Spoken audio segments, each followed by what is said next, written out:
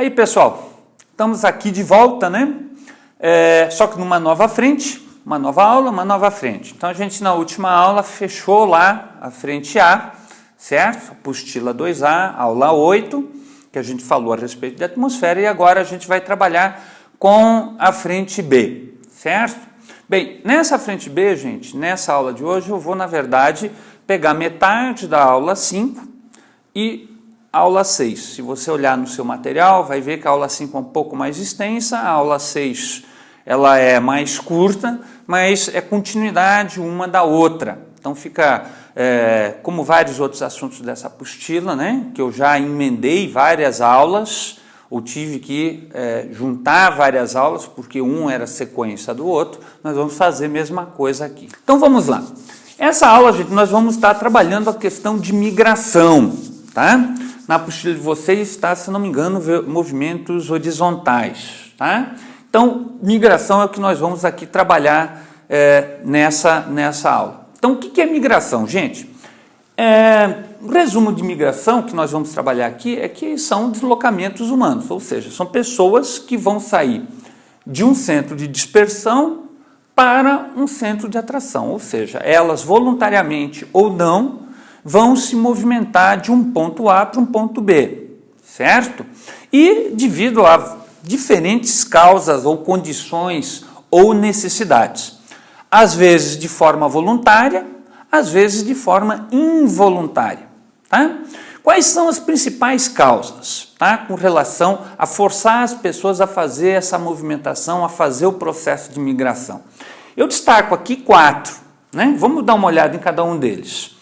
Primeiro, gente, seriam os conflitos armados. Tradicionalmente, na história da humanidade, as guerras entre nações ou então as guerras civis são um foco importante de deslocamento das pessoas. A gente tem, às vezes, 2 exércitos lutando, ou o exército nacional contra uma guerrilha, e quem sofre nesse conflito geralmente são os civis. Esses civis vão ser forçados a se deslocar, sair de casa e procurar abrigo, ou num outro local do país, então a gente chama de deslocados internos, é o caso, por exemplo, da Colômbia. Mais de 50 anos de guerrilha fez com que 6 milhões de pessoas abandonassem as áreas de conflito e fossem morar próximo aos grandes centros urbanos lá da Colômbia, então Bogotá, Medellín, Cali. Esses a gente chama de deslocados internos. Ou elas optam por sair do país. É o caso dos afegãos, que desde a intervenção americana lá em 2002 buscam abrigo no Irã ou no Paquistão, então são milhares de pessoas, milhões de pessoas. E o mais recente agora, a questão da Síria, né? A guerra civil lá, que fez com que milhões de sírios buscassem abrigo na Turquia, na Jordânia, que é próximo, ou então caminhar e ir até a Europa. Esse pessoal nós damos um nome de refugiados, certo? Então, os refugiados é o pessoal que foge do conflito armado e vai para um outro país. Os deslocados internos é o pessoal que sofre com esse conflito, mas vai se deslocar para uma outra região dentro do país, tá bom? Bem, segunda causa importante que a gente tem com relação a conflito são as perseguições políticas e religiosas. Então, perseguição de ordem política ou perseguição de ordem religiosa, né? Talvez o exemplo mais próximo da gente de perseguição política, pegando o exemplo do Brasil, foi justamente os exilados, né? As pessoas que tiveram que sair do Brasil durante o regime militar e buscar abrigo em outros países aí do mundo, né? Estados Unidos, Portugal, França, países aqui da América Latina. A perseguição religiosa, a gente pode pegar aqui como exemplo a questão, por exemplo, de uma seita que existe lá no Irã, chamada Bahá'í, e que, com a ascensão do Ayatollah, né, do governo da República Islâmica, teocrática islâmica do Irã, expulsou muito dessas pessoas do Irã que se espalharam para o restante do mundo. Vamos pegar também um outro exemplo religioso que me veio aqui agora, que é o caso, né, dos testemunhas de Jeová na Rússia. né? Ou seja, o governo russo hoje força que quem é seguidor, quem faz parte dessa religião, né, saia do país por motivos lá particulares deles. Tá? Então, são dois motivos aí, são os mais comuns e geralmente provocam um movimento populacional, uma migração involuntária. Né? As pessoas aqui não fogem ou não saem do seu país porque elas querem. Elas saem do seu país por conta de uma situação que elas não têm controle. Tá bom? Vamos ver as outras duas causas aí. Catástrofe natural. Né? Então, aqui a gente pode pegar como exemplo a seca no Nordeste. Então, a seca no Nordeste é um cataclisma, né? Um problema climático lá, que fez com que, ao longo da história do Brasil, milhares de nordestinos saíssem lá do sertão e viessem para os grandes centros urbanos da região Sudeste, particularmente Rio, São Paulo e Belo Horizonte. Tá? Então, é uma catástrofe que periodicamente ocorre lá no Nordeste e que força muito dos sertanejos, dos nordestinos, a procurar abrigo em outras regiões do Brasil e também ali do Nordeste. E por último, gente, a crise econômica. Então, a crise econômica talvez seja hoje o principal fator, né, de causa de movimentação de pessoas, não só no território nacional, como internacionalmente. Então, hoje nós temos milhões de pessoas que todo ano tentam entrar na Europa, tentam entrar nos Estados Unidos, na Austrália, na Nova Zelândia, no Canadá, de forma legal e ilegal, buscando uma melhor condição de vida. Né? Então, hoje nós temos muito forte mundialmente um movimento sul-norte. Então, no sul do planeta, os países pobres, no norte, os países ricos, e aí uma pressão sobre as fronteiras no sentido de essa população que busca melhores condições de vida, querendo entrar nos países centrais, nos países ricos. Tá? Então, seriam as 4 causas principais que nós temos. Bem, quando a gente fala de migração, a gente também pode estudar, né, e ver quais são os tipos de migração em termos de tempo e em termos de deslocamento espacial. Então, a gente pode dividir em termos de tempo em migração temporária, tá?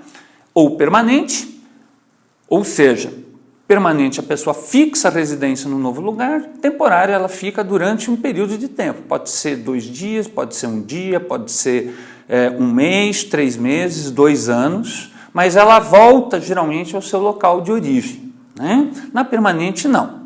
E em termos espaciais, que pode ser uma migração interna ou então uma migração externa. Migração interna, gente, vai ocorrer dentro do meu território. Né? Então, ela vai ocorrer dentro do território nacional, dentro do território estadual, ou então dentro do município, certo? A migração externa já não, ela vai acontecer de continente para continente ou então de país para país, tá bom? Vamos lá, vamos dar uma olhada nas migrações internas. Primeira, mais comum, gente, é o chamado êxodo rural. O que é o êxodo rural? É o deslocamento das pessoas do campo para a cidade. Né?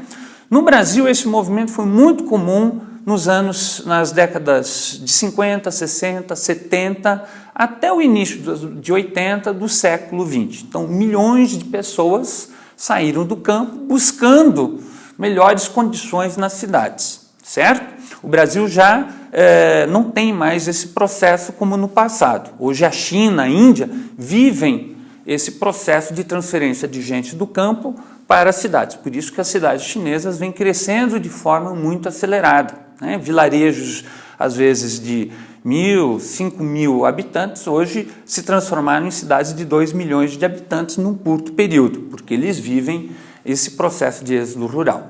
Tá? Segundo tipo de migração que eu quero aqui destacar para vocês, a interregional. Né? Então, aí a gente pode voltar para a situação no Brasil do Nordeste e do Sudeste. Tá? Então, nas décadas de 50, 60, 70, milhões de nordestinos, por conta da seca, das más condições de vida no Nordeste, vêm para os grandes centros no Sudeste brasileiro. Nesse caso, além de ser uma migração, né, por causas naturais, é uma migração também interregional, nordestinos para o sudeste. Vamos pegar um outro exemplo nesse sentido, década de 80 do século XX, pessoas do sul que foram para o centro-oeste e a Amazônia, né? Então, haviam terras baratas lá no centro-oeste e na Amazônia, muitos agricultores do sul vendem suas terras aqui para comprar lotes maiores, propriedades maiores na Amazônia e no centro-oeste. Então, um exemplo de migração interregional, tá bom? Bem, outra migração interessante interna é interurbana, ou seja, entre duas cidades. Pode ser permanente, pode ser temporária, certo? Se é permanente, não preciso nem explicar muito, a pessoa mudou de residência. Temporário, muitas vezes, quando se vai executar um trabalho. Então, a pessoa mora em Curitiba, mas vai a São Paulo pelo menos uma vez no mês, fica uma semana, tá? Para desenvolver algum tipo de trabalho, de assessoria em São Paulo, por exemplo, depois retorna a Curitiba. Seria uma migração interurbana, tá? Entre duas cidades. Bem, a quarta forma de migração é chamada transumância. É um nome estranho, né? É um nome que a gente geralmente não utiliza no nosso dia a dia, mas ela tem a ver principalmente com o meio rural. É uma migração temporária e geralmente está associada a rebanhos de animais. Então ela é muito comum, por exemplo, nos Alpes suíços.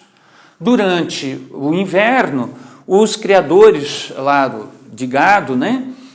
Das vacas suíças lá para produzir leite, ficam nos vales com seus animais, dando ração e protegidos. Quando vem a primavera, eles iniciam um processo de subida nos Alpes para aproveitar principalmente a pastagem mais nutritiva, fresca, no alto dos Alpes. Ficam lá durante o período da primavera e do verão. Quando começa o outono, eles voltam, eles retornam. Então, uma forma de deslocamento populacional, né, temporário no meio rural, determinado por uma estação. Tá? No Brasil, nós teríamos transumância? Teríamos. Tá? Um exemplo de transumância nesse sentido seria os cortadores de cana, ou seja, estou tirando aqui a parte de criação de animais, estou pegando um exemplo em termos de agricultura.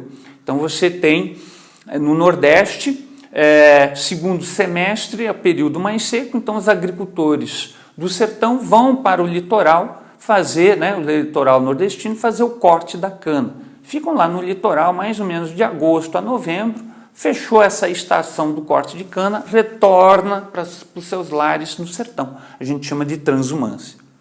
Migração pendular. Essa aqui é fácil de vocês entenderem porque é mais ou menos a nossa realidade urbana. Então, você deve ter amigos, ou você mesmo pode realizar essa movimentação, né?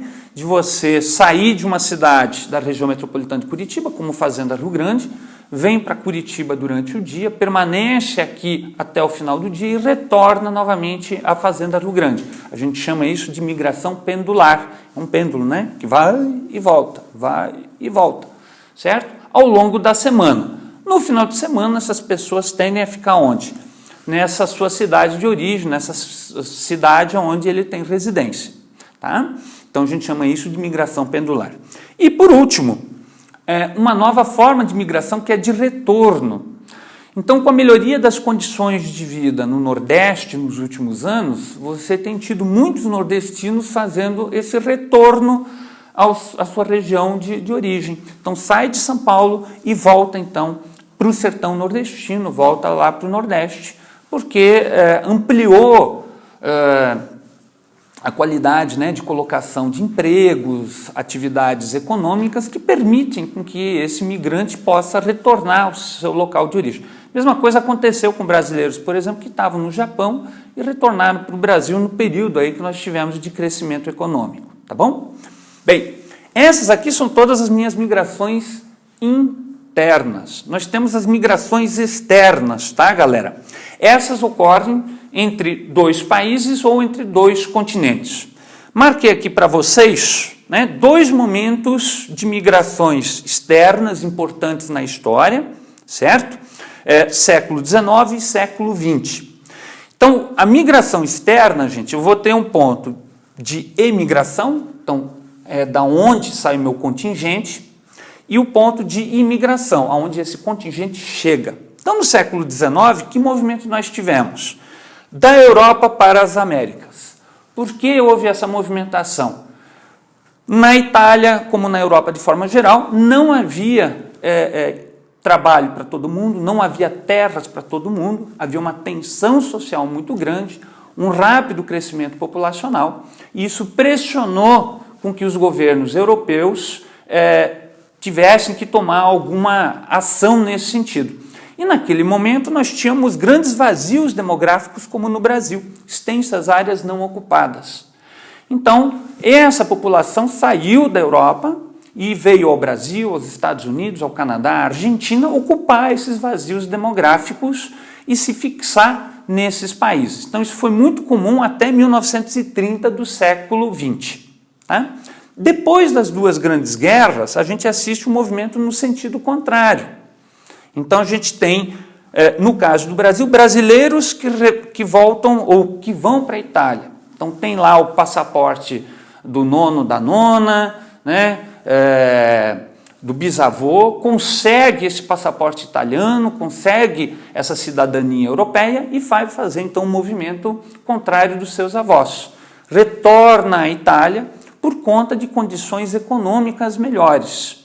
Então, isso nós assistimos em termos de mundo, tá?